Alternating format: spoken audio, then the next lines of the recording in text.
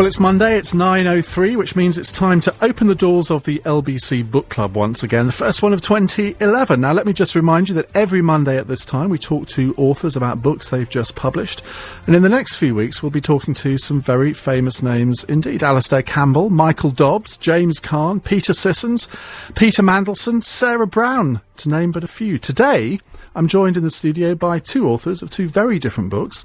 And of course, it's not just me asking the question. So if you'd like to talk to either of our authors, you can phone me on 0845 60 60 973 or text your question to 84850.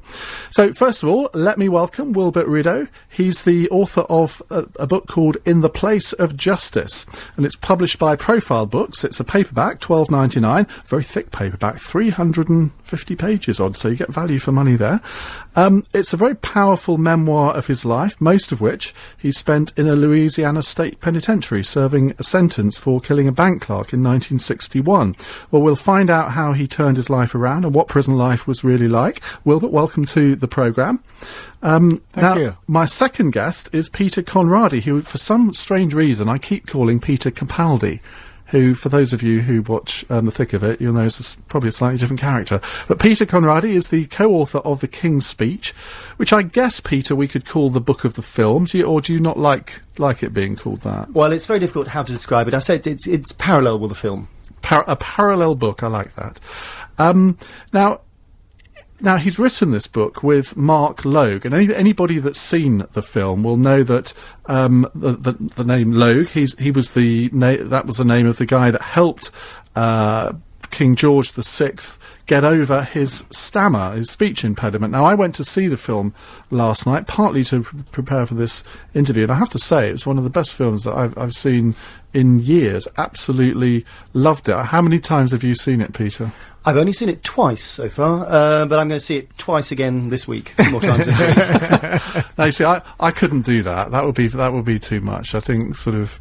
Do you not sort of almost know what's going to come up after you've seen it so many times? I suppose you will do. I think after I'd seen it the first time, I knew what was going to come up. I take my duties as an author very seriously. You do indeed. Well, he's only going to see it if he can get past that line that's in front of it, because I just passed by it and there's a line. I'm glad I'm on the same show with him. I actually get my own tickets specially given to me. It's to do a couple of question and answer sessions afterwards. Now, Peter's book it's called The King's Speech: How One Man Saved the British Monarchy. It's published by Quercus. Is that how you pronounce it? I think Quercus, it is, isn't it? And that's also $12.99. Not so many pages, though. Not quite so many pages. Now, Wilbert, let's start with you, if I may. Take us back, if you can, to the days of 1961, and when the day when you committed the crime that led you to end up in prison for 44 years. Just tell us briefly what happened that day. It was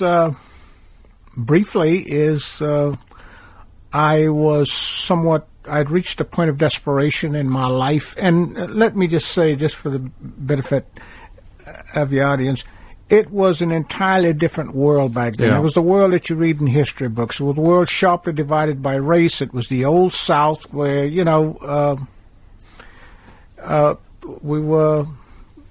we didn't really control our destinies, people of color. And I had reached a point of desperation in my own life. I felt trapped, and that's not a reason. How old were you? I just made 19. And I, as a measure of desperation, I guess I was suicidal because I didn't care what happened to me. And I guess it just stands that I didn't care about what happened to anybody else either. And I figured that, I'd seen it in the movies enough, so I tried to rob a bank. It got out of control. And understand, I tried to rob a bank without even a getaway plan. I didn't have a car or anything, but it got out of control. And it was almost spontaneous, wasn't it? Yes. As you describe in the book, you were sort of, sitting on a bench at 6:30 one evening. You knew the bank shut at 7. Right. And it was just in that 20 minutes, and you thought, this is what I'm going to do. For some reason or another, I felt that I had to do it. Otherwise, I could never do this again in life. I mean, this was an opportunity. And, I felt trapped in my life. I guess like a lot of people feel, but that's no excuse to do what I did. And that's not an excuse. because somebody died as a result. And there is no excuse for that. But I was apprehended very shortly afterwards, and I came very close to getting lynched on the side of the road at the site of the arrest. And when they took me to the jail, they had a mob of several hundred, because back then that is the way they did justice. I mean, it was a white society, and if you killed or harmed a white person, they killed you. I mean, they took you out and lynched you on a tree. I mean, and I just felt, even today, I still marvel that I actually made it to a courtroom. Mm. And, I mean, you tried to rob the bank, and it went wrong because there was one more person there than you thought there would be, and there was a phone call that that interrupted it, and effectively and they were sending the police. The police were on their way. The police were on their way. So you then tried to get away with these three people from the bank. I didn't know what else to do, and I couldn't walk away, and so we took off in one of the employees' car, and then later on we got lost because I didn't know where we were at, and while the car slowed, the driver jumped out, and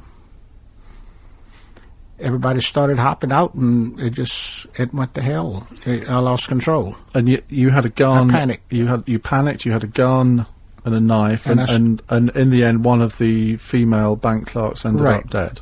Right. Now, one of the most moving passages, in a way, I think, in the book is when you talk about the trial, because we know what the facts are from what you've described from other reports as well, but you clearly didn't have a fair trial. Just take us through why that was. Well, it was the times. That's the way they did things back then. They wanted to execute me, and in the United States that required premeditation of crime. So what they did is they destroyed the whole crime scene, and they created their own crime narrative with fabricated evidence, and then they gave me 2 real estate lawyers who had never handled a criminal case before in their lives, gave them 10 days to file every legal motion they had to file, and 6 weeks later they put me on trial. They didn't give them a dime for my defense, and they didn't challenge the prosecution, didn't cross-examine the witnesses, and didn't even put one single piece of evidence on for me. Didn't even put me on the witness stand to testify for myself. So they found me guilty.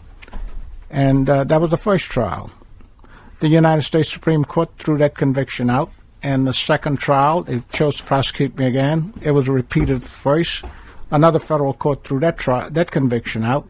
And we went on and had a third trial, and it was, the whole scenario was, what can I say? I never had a defense. I never had lawyers.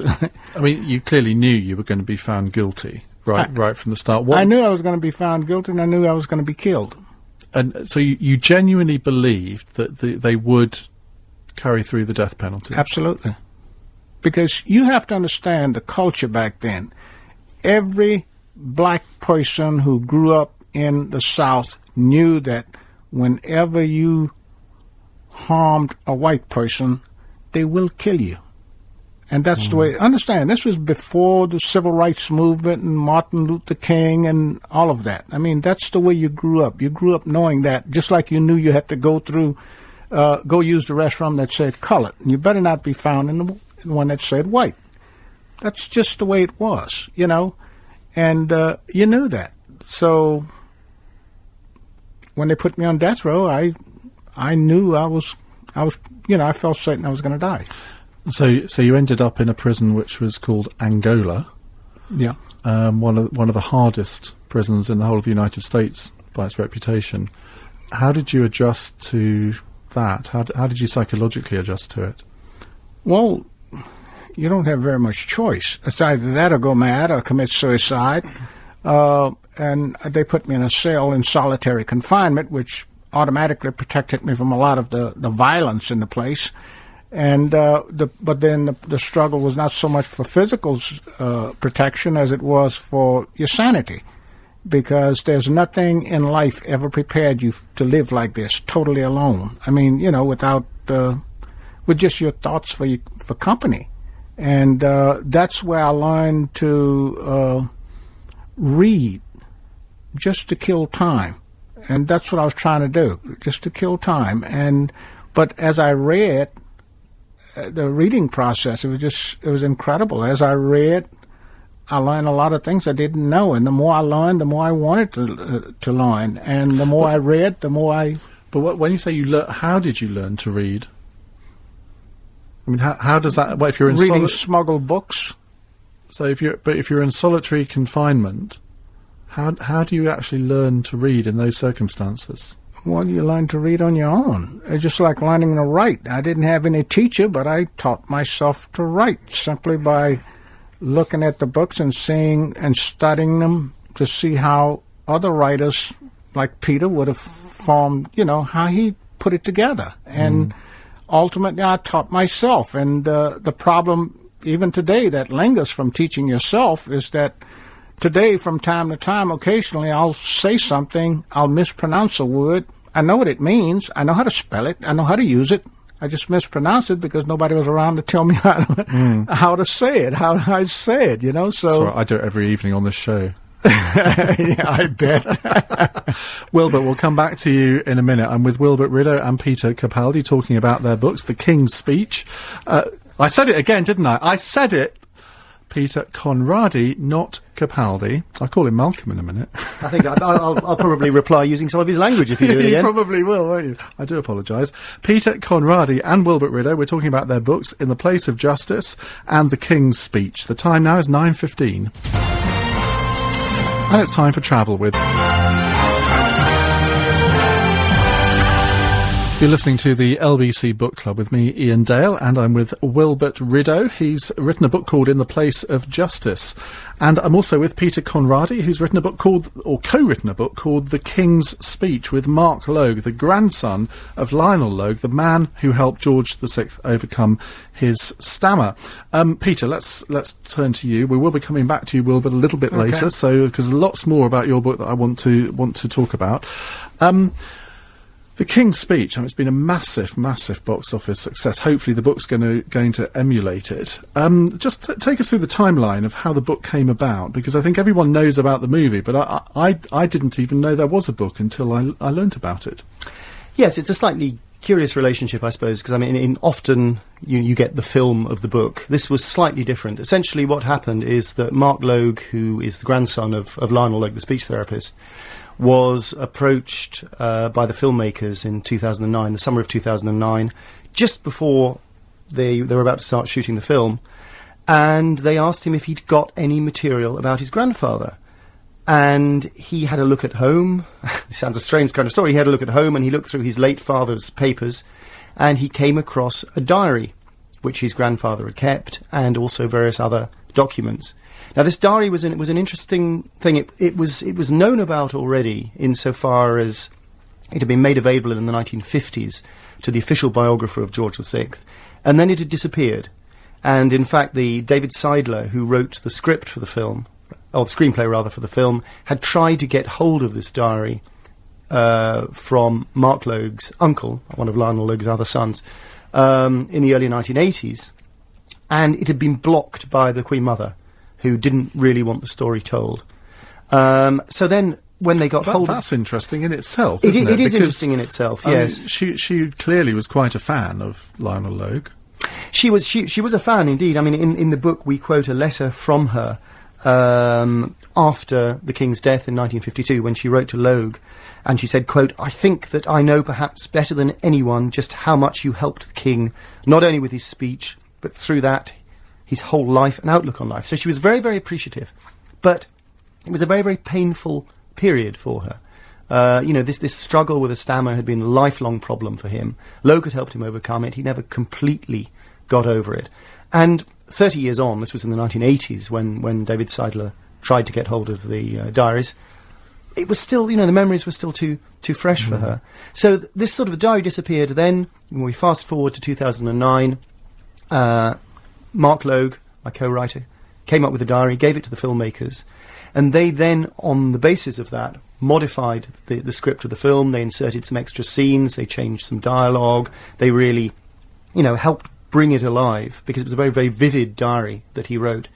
And then, having seen that, Mark thought, this is an interesting document, I should do something with this. And so he got together with me, and we started to write the book using that material. Then he thought, well, maybe there's some other stuff out there. So he went knocking on cousins' doors, and in the summer of 2010, which was just when we were about to deliver the book, he got a call from a cousin up in Rutland saying, I found a bunch of papers here, they might be of interest, they might not be, why don't you come and have a look? And he went up there and he found the most extraordinary collection of handwritten letters between Lionel Logue and the King and the Queen Mother, documents, all sorts of a real treasure trove of stuff. And so all that went into the book, which is, in a sense, the true story of the events that inspired the film. Because there are quite a few differences between the events in the book and the film. And having seen the book last night, seen the film last night, I'm doing well today, aren't I? I've read all of the book over the past 48 hours. And I've sort of got a little bit frustrated by the film, even though it is a fantastic film. I like films to be historically accurate where possible, and there are quite a few scenes where that didn't happen. Like right at the end of the film, where he's just done the broadcast to the Empire when war breaks out, and they go out onto the balcony. I mean, that didn't happen, did it? No, I mean, I think what you've got to bear in mind is that this is not a documentary film. It is a historical drama. And that it is true to the main point of the book, the main point of the real story, which is that there was a very close and intense professional, which then became personal relationship between these two men. But, from the point of view of the filmmaker, there is a slight problem, because they first met in 1926 and worked together until 1952. Now, you can't show 26 years in a film. So I think one of the more glaring kind of points at which maybe the film diverges a little bit from realities with the timeline, because everything is very, very compressed. Even though they only go up to 1939, we hop and skip through the first 13 years, and the children don't age quite as much as they should do in 13 years. There are a few little details like that. But, hell, we don't want to get in the way of a good story. And I mean, some historians who sort of nitpicking historians, who I better not name, have sort of pointed to this and that and said this is not quite right. But, the fundamental thing is it's a relationship between two men, and I think the film is faithful to that. One of the great things about the book, I thought, was that anybody reading this who's not an expert on the history of that era will learn an awful lot, because you weave in the events of that time into the story of his life. And, I mean, obviously, most of the events are crucial to the King's life.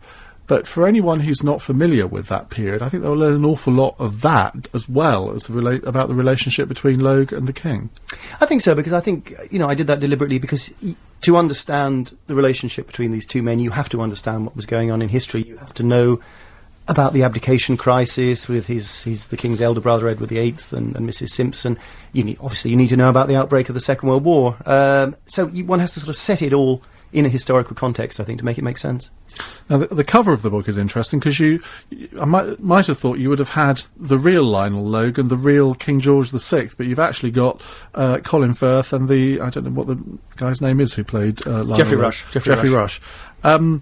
Purely for commercial reasons, I suppose. Blame it on the publisher. I've certainly taken the words out of my mouth, actually. No, I think we did discuss whether we should have the real characters or the ones from the film on the front. And in fact, the problem we did face was that we didn't have a single photograph of the two men together. There are lots of photographs in the book, lots of them of the King, lots of them of Logue, but they just didn't pose together. Part of this was because they didn't really publicise the relationship. I mean, this again sort of feeds into what we were saying earlier about the Queen Mother, that it was written about, particularly when he was still the Duke of York in the 1920s, written about a little bit in the papers, but then after he became king, it just wasn't thought appropriate to talk about it, because in a way, a speech impediment in those days was seen as sort of a weakness, and, he was the king. He's sort of the symbol of the nation, and in that way, you don't want to criticise the king. So it kind of faded. They never posed together. So, and there was a little bit of a commercial justification as well, actually, for putting the film on the cover. And the relationship between the two men, I mean, obviously the royal family, particularly in those days, there's a lot of formality about it. And the film certainly highlighted on the fact that Lionel Logue insisted on a great deal of informality. I got the impression from the book that was slightly overstated. I think you're right. Yes, I mean, in the film, it's very chummy, it's very matey. He insists on calling him Bertie from the beginning because his name was Albert.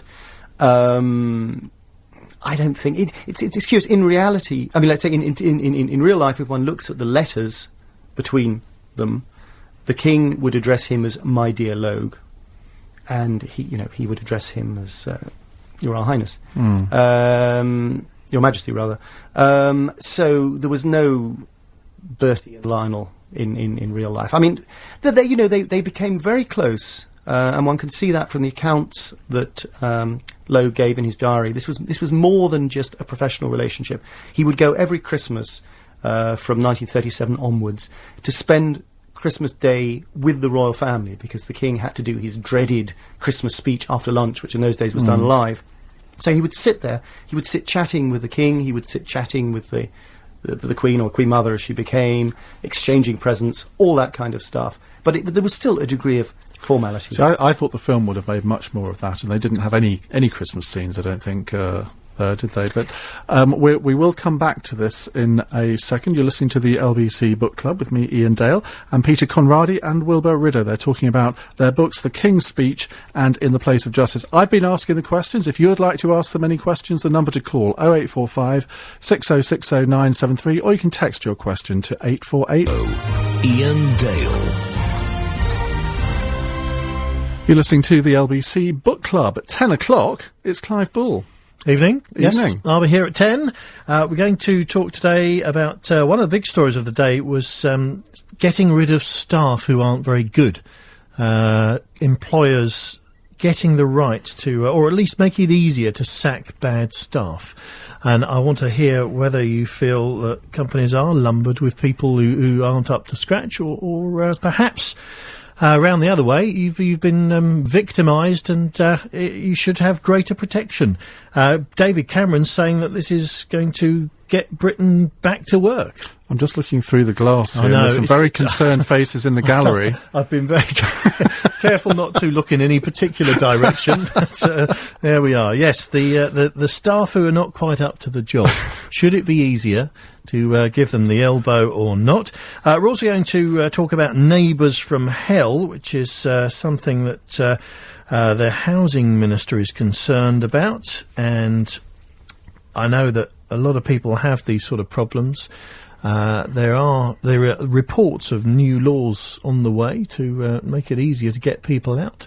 But is it that difficult at the moment to deal with nuisance neighbours? We want to hear people's experiences of that. And also, we're going to talk about fish and the fisheries minister.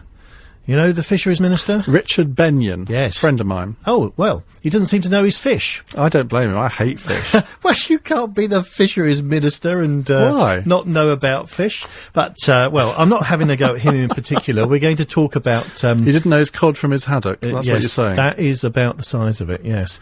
In fact, we don't. As a nation, we're not very good on fish, even though we're spoilt for choice. But we don't eat the more interesting fish. It's sort of cod, and that's about it. So we're going to talk about the wide variety of fish that's out there and why we don't eat it. I restrict myself to smoked salmon. That's Very all. nice too, I don't yes. like any other fish at all. Right. So, Okay. But Well, when I went to Sydney once, that's the only time I've actually been to Sydney, there's some apparently fantastic fish restaurant in Sydney that you just have to go to. And I got taken to this, thinking, Yeah. well, it's completely wasted on me. Yes, ask for a salad. Don't like salad either. Oh, no. All right, But okay, enough of my that's culinary a bit of a habits. cul-de-sac, never mind.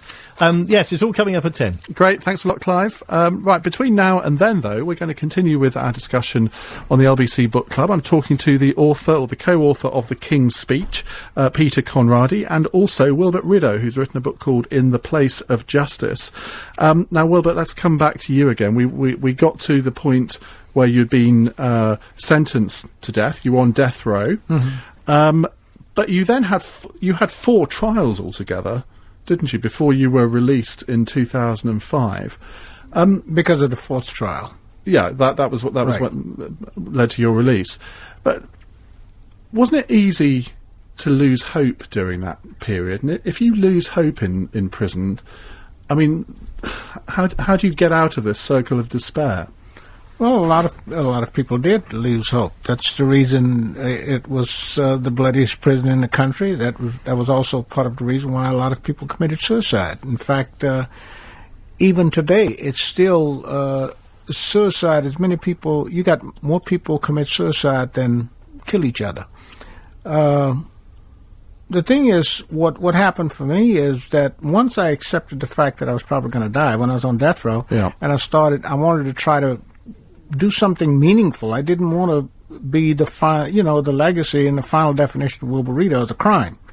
I wanted something more, so I looked around. What could I do? I got paper and pencil. I'm fairly sensible, a fair observer of human nature.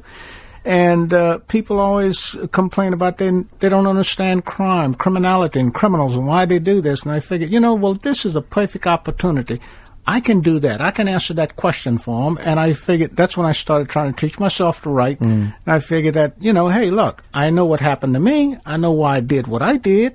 And I've got all these guys up here with me. This is a perfect laboratory. I can check with them and find out why. And in the process of doing that, I sort of stepped out of myself as a prisoner and started being something else with a mission. And that's the reason why I guess the pang of prison wasn't as sharp with other people. And that's the way I got out of it. And I used to wait for nighttime so I could write in my cell. And I wrote a manuscript in longhand, gave it to my lawyer, and told him, hey, look, after I'm executed, that's when you publish it. Because I didn't want it published while I was living because people would figure, well, he's just trying to get out of prison. I wanted him to take me seriously. And by the time I got out of off death row, I decided I wanted to be a writer. And then I saw what was going on in prison, and I realized, damn, the world has to know about this. I mean, the violence, why they're doing it, and all of the sexual violence going on, and it was just it was a world I was totally I didn't prepare for. I couldn't have imagined this world, and I just figured it was incumbent upon me since I could do this. I could convey this world, the reality of this world, to the public, and maybe they might change it. And how long was it before you got off death row, and how did that come about? I got off death row in 1973 as a result of the United States Supreme Court temporarily ending death penalties in the United States because they were capriciously and racially handed out. Right. And as a result, I was resentenced to life. And about 4 years later, in 1976, I got a job as editor of the prison magazine and was given uncensored, given the freedom to publish, to investigate, photograph, and publish anything that I could substantiate, which was unprecedented in America. And well, how did that come about? Why did they give you that opportunity? Because the prison was as bad as it was, and we got a new director of corrections, a new warden. He came in, and he wasn't a professional warden. And his thinking was that, why in the hell are we censoring the news and what's going on in this prison? If people knew the reality, then maybe they might be moved to change things. And that was, and he thought that a free press might be able to do it. In fact, he lifted censorship, gave employees, inmates, everybody freedom of expression. You can talk about anything you want, write anything you want, talk to the news media, and he invited them all in. It didn't make any difference. And then he also gave us the power to be a free and aggressive press.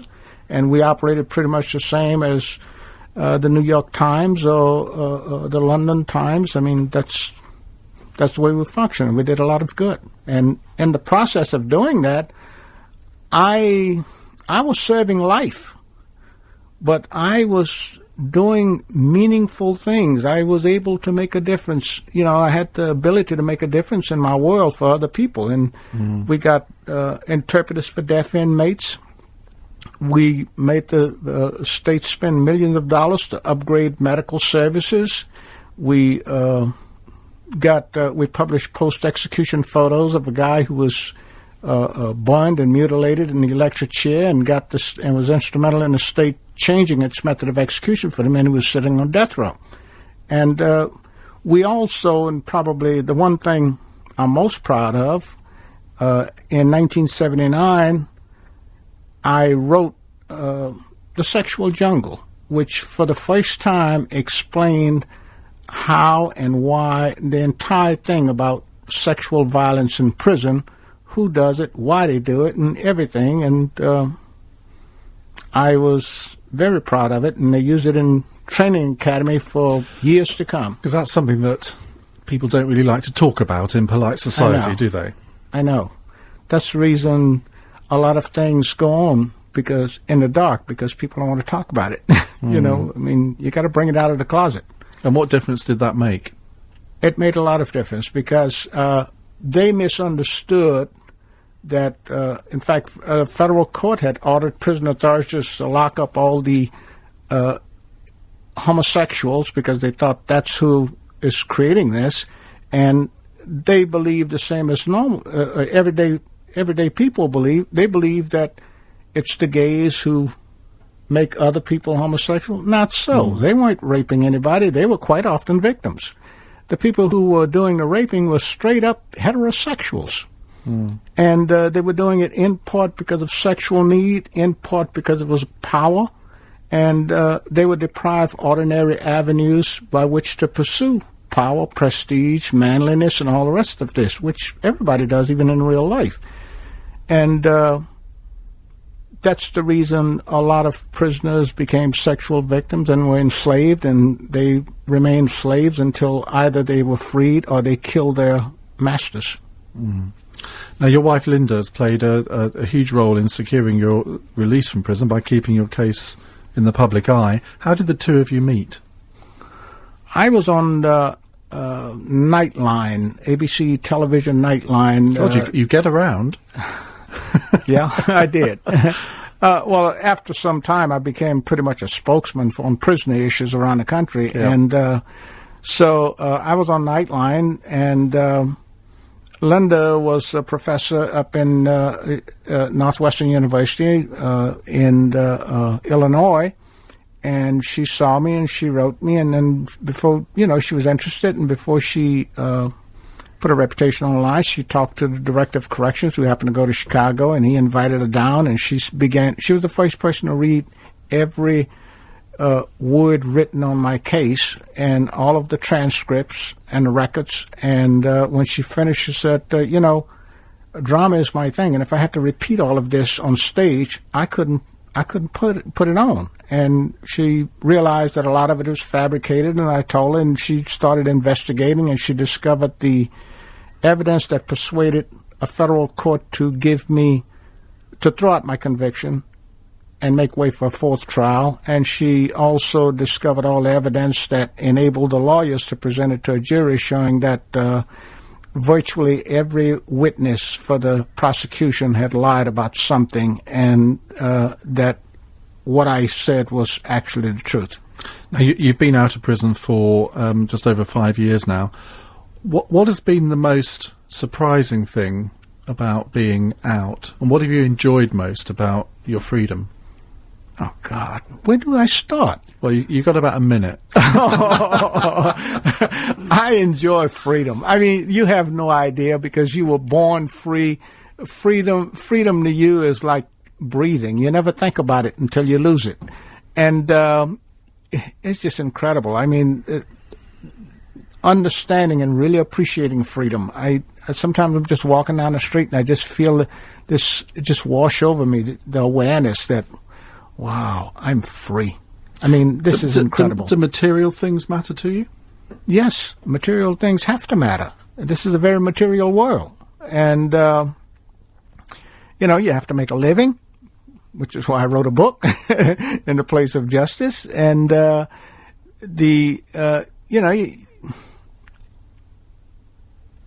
all things matter. I don't know how to explain it. It's just too vast. I mean, it's like the whole world is just, it's like a blossoming, because this is a world that I thought I knew from reading, but I had no idea what this world encompasses. I mean, I'm here in London. This is totally different from America. I'm here in London. I'm walking around gawking up at the buildings, and I'm looking at all you guys, and I notice how everybody's wearing dark clothes, dark suits, and I'm amazed. I mean, I've never seen so many free people volunteering to wear a uniform. I'm serious. I've got a nice little lilac shirt. But they on. all wear black suits and black this and black that. But it's pretty much the same thing in Washington, D.C. Yeah, I used to be part of that life. They do the same thing there, and I don't understand it. But I noticed that most of the people here in London, I've noticed on the streets that most of them are in better physical condition than in my country. Well, let's face it, Wilbur, that's not difficult. Right, the time now is 9:46.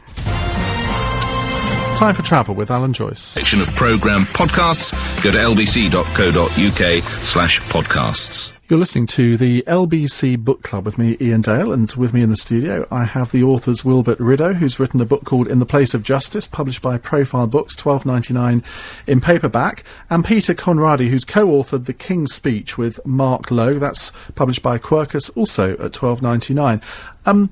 Peter, let's turn to you again. Were you surprised by the commercial success of the movie? Yes. I was. I mean, it's a very good film, but I think for anyone who's sort of watched it, as I've done for the last few months, it's extraordinary just quite how it's taken off. One watches the sort of the first appearances at festivals across the world, and it's extraordinary. And the appeal is, it's not just a British thing. It's big in the States. It's big in Europe. It's big in Asia. All over the place. Amazing. And I suspect it will spark off a lot more interest in the life of George VI, because we forget he's our current monarch's predecessor. I mean, he was there on the throne from 1936 to 1952, and yet I think very few people in this country really know an awful lot about him. And I think if the book achieves one thing, I guess brings the whole problem of speech impediments to the fore, but also it tells us a lot more about a monarch that we should know more about. Yeah, it is strange. He is a sort of forgotten king. I think it's part of it is just because the Queen has been there such a long time. So, she's been there since 1952. To have actually lived under any other monarch, you would have to have been born a long, long time ago. And it's strange. I mean, at school, I don't think kids are really taught that period of... They're taught that period of history, the Second World War, but not really much about the king. So people probably know an awful lot more about Henry VIII or Queen Elizabeth I than they will about George VI. And one thing I thought the film really got right, and I think you also bring out in the book, is the relationship between Queen Elizabeth, the Queen Mother, as we knew her, and George VI, in that she really was a huge crutch for him, wasn't she? And the relationship was... it sounds silly to say it was one of equals. Of course it was, because they were husband and wife. But she was so crucial to him, to the way he was king. Yeah, I think that's another curious thing about the film, because if there's anyone that people know among the characters, it's the Queen Mother. Except the image we have of the Queen Mother is this sort of small, pink-clad elderly woman, who lived to 101. Like the odd gin. Exactly, or at least the odd gin, yes. And then you see her in the film, portrayed by Helena Bonham Carter as a young woman in her 20s and her 30s. And it's extraordinary. It's the Queen Mother as you've never seen her before. But, if you go back to the historical material, if you go back to... William Shawcross did a huge biography of the Queen Mother. You look at all this sort of source material, and, she was a young woman once, obviously. And was an extraordinary and a very tough character who really stood by her husband, really encouraged him. I think it's something one gets from the film, really encouraged him to persevere with this treatment that Logue was giving him. And she was always there for him.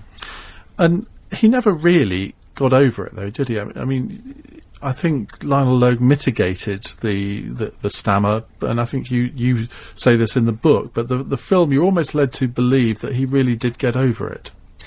I think one never really gets completely over a stammer. I think people have different techniques for dealing with it, with varying degrees of effectiveness, and I think it depends on the context and so on.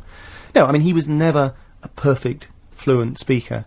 And I think even in the film, by the end, he's still not completely cured. I mean, even if one probably can't even use the word cured, I think, in the context of stammer. It's a problem, it's a condition, and I think he learnt to manage it thanks to Lionel Logue. And I think one of the interesting contrasts between the book and the film is how they use dramatic effect to explain something. Like you describe in the book how the Archbishop of Canterbury, Cosmo Lang, was very against having Lionel Logue involved in this, and in the film they have this scene before the coronation where there's this almighty bust up, which I don't think actually ever happened, but was quite crucial to explaining that actually the Archbishop of Canterbury was a complete sceptic. Well, yeah, I think that gets back to the earlier point where I think you were saying that certain elements in the film were historically inaccurate. Yes, they were probably in the strictest sense of the word, but there were lots of things very clever. I mean, it's a very cleverly written script. I think one's got to really give David Seidler credit for that. There are lots of little snippets, there are lots of little visual tags in the film, which if you're as familiar with the story as I am, having written the book, you realise why they're all there, and maybe people won't even notice them the first time they see the film, but if they do see it a second time, they'll suddenly see, things written on newspaper hoardings. For example, there was a slogan somewhere that suggested, or it hinted at how the Edward VIII, his elder brother, after his abdication, remained popular with a section of the population. Little things like that. You blink and you miss them, but I think that's the genius of the film, that David Seidler and Tom Hooper, the director, have managed to pop those in there. And so it works on various levels, I think. Wilbert, growing up in Louisiana in the 1950s, early 1960s, and then having been in prison for 44 years, how familiar are you with the British royal family? I've read quite a bit about him. All right. Most of what he's talking about, I've read about, yeah. And I guess King George VI is not somebody who's come across your radar before? Him, no. But the Queen and Princess Diana, I guess maybe you're definitely familiar with. And also Prince Charles. Yeah, Prince Charles and their whole thing, and and I've read about kings and queens in the past, but have they taken you to see Buckingham Palace? No, we're trying to figure out a way in the schedule to get one of these, one of these dime tours that takes you around real quick and lets you jump on and jump off. They're very good, actually. I've been on one of those before. If we can find the time to squeeze it in, yeah. I'd like to do that. Peter, how does it work? I'm always intrigued when two people write a book, when you're co-authors. Obviously, Mark Logue, your co-author, will have wanted to protect the reputation of his grandfather. How does it work when you're working with somebody else like this in writing a book like this? I mean, in this case, essentially our roles were such that Mark had all the material, he did basically all the research. I then put it together into a book, and then obviously when I put it together into the book, I was showing him the chapters, and he was saying, let's have a little bit more of this, let's have a little bit more of that. So it was a kind of a collaborative kind of process, really. And what happens now? I mean, you can't really have a sequel to it, can you?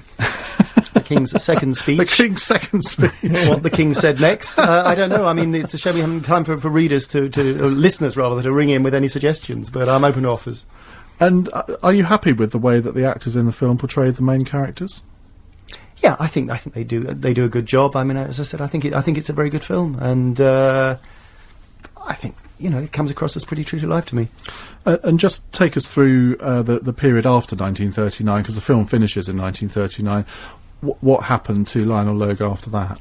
Well, throughout the Second World War, he was very, very close indeed to the King, because during the Second World War, the King was probably, I suppose, the second most important person in the country after Winston Churchill, as a kind of a figurehead, as someone who rallied the nation. Making speeches was a very, very important part of that.